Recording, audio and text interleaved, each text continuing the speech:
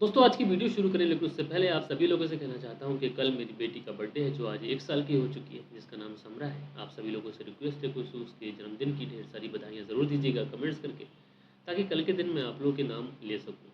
दोस्तों महिलाओं के बहुत सारे रूप आप लोगों ने देखे होंगे, लेकिन आज की घटना के अंदर महिलाओं का जो रूप मैं आप लोग को दिखाऊँगा, यकीनन दोस्तों इस कहानी को सुनने के बाद में आप लोग सोचने और समझने में मजबूर हो सकते हैं। आप लोग यही सोचेंगे कि आखिर कोई महिला इतना कैसे कर सकती है। दरअसल इस घटना के अंदर एक महिला जो कि शादीशुदा महिला है, लेकिन उसके बावजूद भी इसका अपने पति से मन नहीं भरता है। उसके बाद में ये एक और प्रेमी बनाती है, फिर एक और प्रेमी बनाती है, फिर एक और प्रेमी बनाती है। यानी पति के अलावा ये 3-3 प्रेमियों के साथ में कर रही थी। लेकिन दोस्तों इन हवस का जो अंजाम हुआ, यकीनन दोस्तों आप लोग सुनेंगे तो सुनने के बाद में आप लोग दंग रह जाएंगे। तो दोस्तों क्या हुआ था इस पूरी घटना के अंदर सिलसिलेवार तरीके से मैं आप लोग को बताऊंगा, बस आप लोग इस वीडियो में अंत तक बने रहिएगा। अच्छा दोस्तों कहानी को शुरू करूं लेकिन उससे पहले आप सभी लोगों से एक रिक्वेस्ट करना चाहूँगा कि आप लोग को पीछे बैकग्राउंड में कुछ आवाज़ आ रही होगी, और ये आवाज़ मेरे फ़ैन की है, क्योंकि दोस्तों गर्मी बहुत ज़्यादा पड़ रही है। विदाउट फ़ैन गुजारा हो नहीं रहा है, एसी हम लोग अफोर्ड नहीं कर सकते। तो इसलिए हम आप लोग के सामने जो क्राइम की कहानी लेके आए, इस कहानी के अंदर आप लोग को थोड़ी सी बैकग्राउंड में आवाज़ सुनाई पड़ सकती है, तो उसके लिए मैं आप लोगों से माफ़ी चाहता हूँ। दरअसल आज की कहानी के अंदर जो हुआ ये आप लोग को सोचने और समझने पे मजबूर करेगा। रात के 10 बज चुके हैं, मैं हूँ आप सभी का अपना शावेज़ मलिक और हाजिर हूँ आप लोग के सामने फिर से एक क्राइम की कहानी को लेकर, एक क्राइम की घटना को लेकर। और दोस्तों आज की जो कहानी, आज की जो क्राइम की घटना मैं आप लोग को सुनाने जा रहा हूँ, ये घटना है उत्तर प्रदेश की। और दोस्तों उत्तर प्रदेश में एक जगह पड़ती है मैनपुरी, और दोस्तों इसी मैनपुरी में एक इलाका पड़ता है करहल इलाका। बात कर रहा हूँ मैं 6 मई साल 2024 की। सुबह सुबह का वक्त होता है। इस करहल इलाके में गांव से कुछ लोग सुबह सुबह उठकर अपने खेत पैरों की तरफ निकलते हैं। जैसे ही कि खेतों की तरफ लोग जा रहे होते हैं, तो इसी करहल इलाके में गांव के पास में ही एक तालाब है। उस तालाब के अंदर गांव वालों को एक शव दिखाई पड़ता है। अब जैसे ही गांव वालों को वो शव दिखाई पड़ता है, देखते ही देखते ये जो पूरी खबर थी गांव के अंदर आग की तरह फैल जाती है। जब ये खबर आग की तरह फैलती है, तो ये जो खबर थी एक व्यक्ति के घर पे भी पहुंचती है, जिस व्यक्ति का नाम होता है नरेंद्र। दरअसल जो नरेंद्र है कल से ही लापता था, और इसके परिवार वाले बहुत ज़्यादा परेशान थे। जब ये बातें नरेंद्र के घर वालों को पता चलती है, तो नरेंद्र के घर वाले भी दौड़े दौड़े भागे भागे वहाँ पर पहुँचते हैं। गाँव वाले और बाकी नरेंद्र के घर वाले जब उस डेड बॉडी को तालाब से बाहर निकालते हैं, तो देखते क्या है, ये लाश किसी और की नहीं बल्कि नरेंद्र की है। अब दोस्तों जब इस तरीके से नरेंद्र की डेड बॉडी को देखते हैं, डेड बॉडी के ऊपर काफ़ी ज़्यादा चोटों के निशान, और डेड बॉडी पानी में पड़े रहने की वजह से काफ़ी ज़्यादा फूल गई थी। इसलिए अब घर वाले तुरंत पुलिस को फ़ोन करते हैं। पुलिस जब ये बात सुनती है कि करहल इलाके में एक मर्डर हो गया है, ब्लाइंड मर्डर है, समंदर के तालाब के अंदर एक डेड बॉडी मिली है, उसके बाद में पुलिस भी दौड़ी दौड़ी भागी भागी वहाँ पर पहुँचती है। अब जैसे ही पुलिस की टीम उस मौके वारदात पर पहुंचती है, तो सबसे पहले लोगों की भीड़ होती है। उस भीड़ को बचाते हुए पुलिस आगे बढ़ती है, और आगे बढ़ने के बाद में पुलिस जब वहां पर पहुंचती है, तो देखती क्या है कि एक डेड बॉडी है जो कि तालाब के किनारे पे है। शव काफ़ी ज़्यादा फूल चुका है। अब सबसे पहले पुलिस उस डेड बॉडी की बहुत ही बारीकी से समीक्षा करती है, और दोस्तों बारीकी से समीक्षा करने के बाद में पुलिस उस डेड बॉडी को अपनी कस्टडी में लेती है, और कस्टडी में लेने के बाद में उस डेड बॉडी को पोस्टमार्टम के लिए भेज दिया जाता है। अब दोस्तों इधर डेड बॉडी पोस्टमार्टम के लिए भेजी गई थी। इधर पुलिस वालों के लिए सबसे बड़ा सवाल ये था कि आखिर ये जो व्यक्ति है, जिसकी पहचान तो हो चुकी है, नरेंद्र नाम का ये व्यक्ति है, लेकिन इसका मर्डर किसने किया। अब पुलिस जो थी वो सबसे पहले नरेंद्र के घर वालों से पूछताछ करती है। जो नरेंद्र के घर वाले होते हैं, उसमें नरेंद्र का जो बेटा होता है, वो बेटा अज्ञात लोगों के खिलाफ हत्या का केस दर्ज कराता है। उससे पूछा जाता है कि हाल फिलहाल में किसी के साथ में कोई दुश्मनी रही है या फिर नहीं रही है। तो बेटा कहता है कि उसके जो पिताजी हैं काफ़ी सीधे और सज्जन व्यक्ति थे, उनका किसी से कोई लड़ाई झगड़ा नहीं होता था। पुलिस वाले कहते हैं किसी से कोई लेन देन का मामला, लेकिन वो जो बेटा था सारी ही चीज़ों से इनकार कर देता है। कहता है साहब ना मेरे पिता का किसी से कोई लेन देन का मामला था, और ना तो उनकी किसी से कोई दुश्मनी थी, ना किसी से कोई हाल फिलहाल में झगड़ा हुआ है। इसलिए हत्या किसने की है इस बारे में तो नहीं पता। आप फिलहाल रिपोर्ट दर्ज कर लीजिए, और मेरे पिता के जो भी कातिल हैं उन्हें ढूंढ निकालिए। अब दोस्तों पुलिस उसके बाद में जो उस जगह पर लोग पहुंचे थे, सबसे पहले उन लोगों से पूछताछ करती है कि तुम जब यहाँ पर आए थे, तो क्या तुमने यहाँ पर से किसी को भागते देखा, आते जाते देखा। तो गांव वाले लोग कहते हैं कि साहब हमने तो किसी को नहीं देखा, हम जब आए यहाँ पर तो बस डेड बॉडी देखी, उसके बाद में हमने गांव में इत्तला की, डेड बॉडी को बाहर निकाला तो पता चला कि जो शव है ये नरेंद्र का है। अब दोस्तों पुलिस वाले सारे ही लोगों के बयान लिखने के बाद में इस पूरे मामले में अपनी छानबीन शुरू करती है। अब दोस्तों पुलिस वाले सबसे पहले नरेंद्र के आसपास जितने भी घर होते हैं उन घरों में पहुंचती है और घरों में पहुंचने के बाद में सबसे पूछताछ करती है कि नरेंद्र को कल के दिन यानी 6 मई वाले दिन ये दिन था और 5 मई वाले दिन क्या नरेंद्र को किसी के साथ जाते देखा, आते देखा, शाम के वक्त वो घर से गया था तो किसी के साथ जाते देखा, या फिर कोई ऐसा व्यक्ति जो संदिग्ध इस जगह पर आता हो, कई दिनों से रेकी वगैरह कर रहा हो। लेकिन दोस्तों गांव वाले जितने भी लोग होते हैं, आस पड़ोस के लोग होते हैं, वो सारी ही चीज़ों से इनकार कर देते हैं। कहते हैं साहब हमने तो यहाँ पर किसी को आते नहीं देखा और ना ही हमने नरेंद्र को किसी के साथ जाते देखा।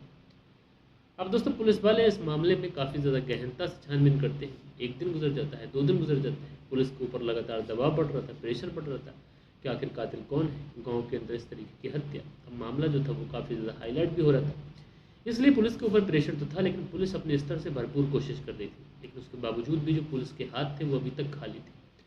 अब धीरे धीरे दोस्तों वक्त गुजरने लगता है, चूँकि एक ब्लाइंड मर्डर था, गाँव के अंदर CCTV कैमरे वगैरह होते नहीं जिसकी छानबीन करी जाए और पता लगे कि आखिर मामला क्या है। अब धीरे धीरे वक्त गुजरने लगता है, पुलिस हर एंगल से छानबीन शुरू करती है, गांव के अंदर कुछ अपने मुखबिर भी एक्टिव करती है। लेकिन दोस्तों पुलिस के हाथ हर जगह से खाली थे, कहीं से भी पुलिस को कोई सबूत मिल नहीं पा रहा था। उसके बाद में पुलिस फैसला करती है कि क्यों ना जो नरेंद्र जो व्यक्ति है इसकी मोबाइल की कॉल डिटेल निकाली जाए। हो सकता है कि कॉल डिटेल से कुछ ऐसा खुलासा हो जाए कि कहीं ऐसा तो नहीं कि नरेंद्र किसी के बुलाने पर गया हो। उसके बाद में पुलिस नरेंद्र का मोबाइल नंबर लेती है और उसके बाद में इसके मोबाइल नंबर की कॉल डिटेल निकालती है।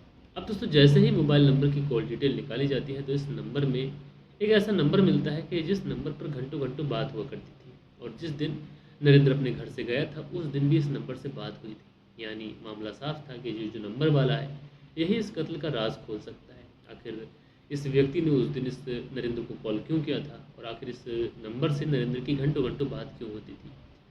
अब दोस्तों पुलिस वाले जब इस नंबर की तफ्तीश करते हैं तो ये जो नंबर है ये किसी मनु देवी के नाम पर रजिस्टर्ड होता है। अब जैसे ही मनु देवी के नाम पर रजिस्टर्ड नंबर मिलता है तो पुलिस वाले अब मनु देवी के बारे में छानबीन शुरू करते हैं।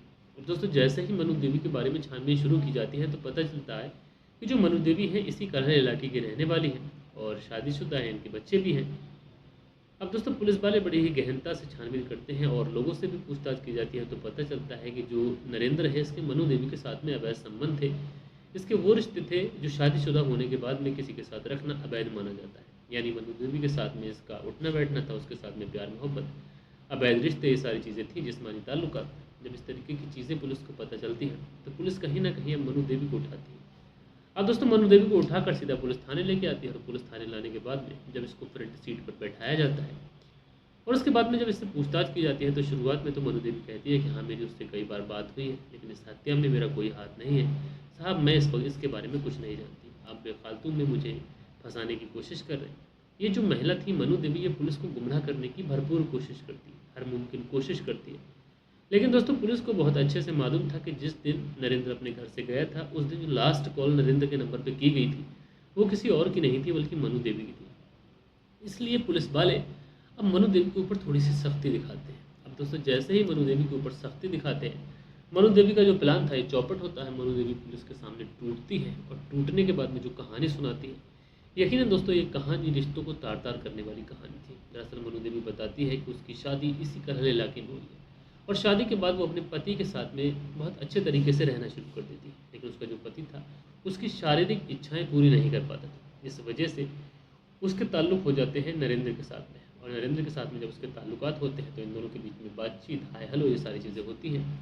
अब उसके बाद में मिलना मिलाना शुरू हो जाता है। जब मिलना मिलाना शुरू होता है तो एक दूसरे के साथ में अवैध रिश्ते, शारीरिक संबंध बनना शुरू हो जाते हैं। और दोस्तों जब इस महिला मनु देवी को इस व्यक्ति की हवस लगती है तो फिर उसके बाद रुकने का नाम नहीं लेती। अब ये जो महिला थी मनु देवी कभी कभी नरेंद्र को कॉल करती, कॉल करने के बाद मुझसे बुलाती और उसके बाद में भरपूर तरीके से पूरे जो संतुष्टि थी वो हासिल करती, उसके साथ में शारीरिक संबंध बनाती, चरम सुख हासिल करती है, उसके बाद उसे अपने घर वापस भेजती थी। इसी तरीके से ये सारी चीज़ें चलती लगती हैं। लेकिन दोस्तों जैसे जैसे वक्त गुजरता है अब जो नरेंद्र था ये इसके अंदर भी कहीं ना कहीं थोड़ी सी सुस्ती आती है, इसके अंदर भी वो पावर जो थी वो थोड़ी सी कम होती है। इस वजह से अब जो मनु देवी थी इसका मन नरेंद्र की तरफ से भी भटकने लगता है, क्योंकि इसको हवस सवार थी और इसके ऊपर एक ऐसी हवस सवार थी कि ये कई मर्दों को एक साथ चला सकती थी। इसलिए अब इसने मुलाकात की अभय नाम के एक व्यक्ति से। अब दोस्तों जब इस मनु देवी की पति के अलावा नरेंद्र से मोहब्बत हुई, उसके बाद में अभय नाम के व्यक्ति से मुलाकात हुई। अब दोस्तों उसके बाद में अभय नाम के व्यक्ति के साथ में शारीरिक संबंध बनना शुरू हो जाते हैं। अब दोस्तों जब अभय नाम के व्यक्ति के साथ में शारीरिक संबंध बनना शुरू हो जाते हैं तो उसके बाद लगातार ये सारी चीज़ें चलती रहती हैं। रात को पति, उसके बाद में दिन में पहला प्रेमी नरेंद्र, उसके बाद में दोपहर बाद से दूसरा प्रेमी अभय। फिर जब शाम का वक्त होता है तो एक और लड़के से इसकी मुलाकात होती है, उस लड़के का नाम होता है ऋषि। अब दोस्तों जब ऋषि के साथ में इसकी मुलाकात होती है तो अभय ऋषि के बारे में भरपूर तरीके से जानता था, यानी अभय और ऋषि अब एक साथ ही इस महिला से मुलाकातें करने लगे। लगातार शारीरिक संबंध ये सारी चीज़ें चलती रहती हैं, लेकिन जो पहला प्रेमी था नरेंद्र, अब इससे ही अपनी ज़रूरतें पूरी करवाने के लिए काम लेते, कभी इससे कुछ मंगाते कभी कुछ मंगाते।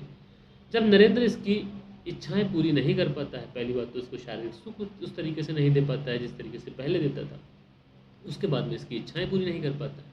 इसलिए जो मनुदेवी थी ये अपने प्रेमी अभय और ऋषि के साथ में मिलकर उसकी हत्या की साजिश रचते हैं। और साजिश इसलिए रचते हैं कि जो नरेंद्र है उसके साथ में अवैध रिश्ते थे, अगर उसे यहाँ से चलता गया तो वो हमारे बारे में सबको सच्चाई बता देगा।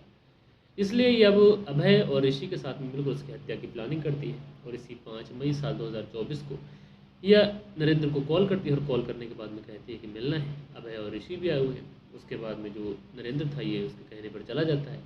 उसके बाद में इसी जो करहल इलाका है यहीं पर एक तालाब पड़ता है। तालाब के पास में बैठकर ये लोग काफ़ी ज़्यादा शराब पीते हैं और शराब पीने के बाद में एक दूसरे के साथ में तीनों मिलकर ये शारीरिक संबंध भी उस मनुदेवी के साथ में बनाते हैं। उसके बाद में जो मनुदेवी थी अपने दोनों ही प्रेमियों के साथ मिलकर उस व्यक्ति नरेंद्र की हत्या कर देती है। तो हत्या करने के बाद में शव को समंदर तालाब में फेंक कर और वहाँ से 9 तो 11 हो जाती है। बहरहाल दोस्तों जब सुबह को डेड बॉडी गाँव वालों को मिलती है, गाँव में इत्तला पहुँचती है, पुलिस को इन्फॉर्म किया जाता है। तो आखिरकार दोस्तों 25 दिन के अंदर पुलिस जो थी वो इस ब्लाइंड मर्डर का खुलासा करती है। और जब इस मर्डर का खुलासा होता है तो वाकई लोग यही सोच रहे होते हैं कि एक महिला आखिर कितनी ज़्यादा नीच हो सकती है, एक महिला आखिर कितने कितने लड़कों को एक साथ चला सकती है। बहरहाल दोस्तों ये कहानी जब मैंने सुनी तो मुझे भी बड़ा हैरत हुई और मैंने सोचा कि आप लोग के साथ में ज़रूर से ज़रूर शेयर करना चाहिए। दोस्तों आज के ज़माने में बहुत ज़्यादा सतर्क रहने की ज़रूरत है, बहुत ज़्यादा होशियार रहने की ज़रूरत है कि आज के ज़माने में क्राइम करते ही इंसान बिल्कुल भी चूक नहीं रहा है। उसको जैसे ही मिल रहा है किसी की हत्या कर दे रहा है, किसी के घर में डकैती डाल दे रहा है। ये सारे काम जो है वो आजकल आम हो रहे हैं। लेकिन दोस्तों हमारा जो कानून है ये काफ़ी ज़्यादा सख्त है और उसके बाद में जो क्राइम करने वाले लोग होते हैं वो भी पकड़े जाते हैं, उनको कठोर से कठोर सज़ा भी दी जाती है। बहरहाल दोस्तों आप लोग इस पूरी घटना को किस तरीके से देखते हैं अपनी राय नीचे कमेंट्स बॉक्स में ज़रूर से ज़रूर बताएगा। और कल के दिन आप लोग के जो भी कमेंट्स आए हैं वक्त होता है कि आप लोग के कमेंट्स पढ़े जाएँ। सो दोस्तों हमारे वीडियोस पे जो कल के दिन कमेंट्स हैं इसमें पहला कमेंट्स है सुनील त्यागी जी का। लिखते हैं आज का इंसान कितना ज़्यादा गिर चुका है। रेनू सुनील त्यागी शेना बुलंदशहर से। तो आप दोनों पति पत्नी का बेहद शुक्रिया। कुंदन पाल जी प्रणाम बोलते हैं, तो भैया प्रणाम, कैसे हैं। उसके बाद में नायक म्यूजिक है, लिखते हैं जय जगन्नाथ भैया कहानी अच्छा है। सुरेश नायक उड़ीसा से। तो सुरेश नायक जी आप उड़ीसा से हमारी कहानी सुनते हैं, भैया आपका शुक्रिया। उसके बाद में पूजा पाल है, लिखते हैं नमस्कार भैया, मैं पूजा रवि पाल अहमदाबाद गुजरात से। तो भाई पूजा रवि पाल अहमदाबाद से आप हमारी कहानी सुनते हैं, आपका बहुत बहुत शुक्रिया। उसके बाद में सुरेंद्र शर्मा है, लिखते हैं राम राम भाई साहब। राम राम भैया लिखते हैं nice story. Surendra Kumar sir Vijaynagar Rajasthan से। तो सुरेंद्र कुमार जी आप विजयनगर राजस्थान से हमारी कहानी सुनते हैं, आपका बेहद शुक्रिया। उसके बाद में रूबी सिंह है, लिखते हैं नाइस स्टोरी भाई। तो रूबी सिंह जी आपका बहुत बहुत शुक्रिया। उसके बाद में रूबी सिंह का अगला कमेंट इसी में है, लिखते हैं how can sleep with her brother so shame Ruby Singh from Sydney. तो रूबी सिंह आप सिडनी से हमारी कहानी सुनती हैं, आपका बहुत बहुत शुक्रिया। सिडनी आने का मेरा भी सपना था लेकिन पॉसिबल नहीं हो पाया और एक ना एक दिन मैं सोचता हूँ कि कभी सिडनी पहुँचूँगा। उसके बाद में इस्लाम शेख है, लिखते हैं शाबिद भाई अस्सलाम वालेकुम, मेरा नाम इस्लाम शेख है, यूपी के हमीरपुर डिस्ट्रिक्ट के टोन मौदाहा से हूँ और हर दिन तुम्हारी कहानी सुनता हूँ। तो भाई इस्लाम शेख जी आपका बहुत बहुत शुक्रिया। अनुज गोदारा जी हैं, लिखते हैं नमस्कार सर जी, आज का टाइम में भाई बहन का रिश्ता जो है वो भी काफ़ी ज़्यादा ख़त्म हो रहा है और इस रिश्ते को भी लोग तार तार कर रहे हैं। सुबोध कुमार जी हैं, लिखते हैं dear sir thanks a lot for wishing me on my birthday. God bless you the way you have grow this channel because I am watching your every episode from starting onwards. Subodh Kumar BSF से लिख रही। तो सुबोध कुमार जी मुझे बहुत अच्छे से याद है कि जब मैंने पहला एपिसोड ही डाला था, शायद जब से आप मेरी वीडियो देख रहे हैं और लगातार कमेंट्स भी कर रहे हैं। लेकिन दोस्तों मैं आप सभी लोगों के बर्थडे विश करता हूँ और सभी लोगों से बोलता हूँ कि आप लोग अपने कमेंट्स करा करें ताकि मैं अपनी कहानी के अंदर पढ़ा करूँ। लेकिन दोस्तों आज मैं आप सभी लोगों से कहना चाहता हूँ कि आज मेरी बेटी जो है वो 1 साल की हो गई, उसका नाम समरा है और कल उसका बर्थडे है। तो आप लोगों से कहना चाहूँगा कि आप लोग मुझे मेरी बेटी की बर्थडे की विशेष ज़रूर दीजिएगा।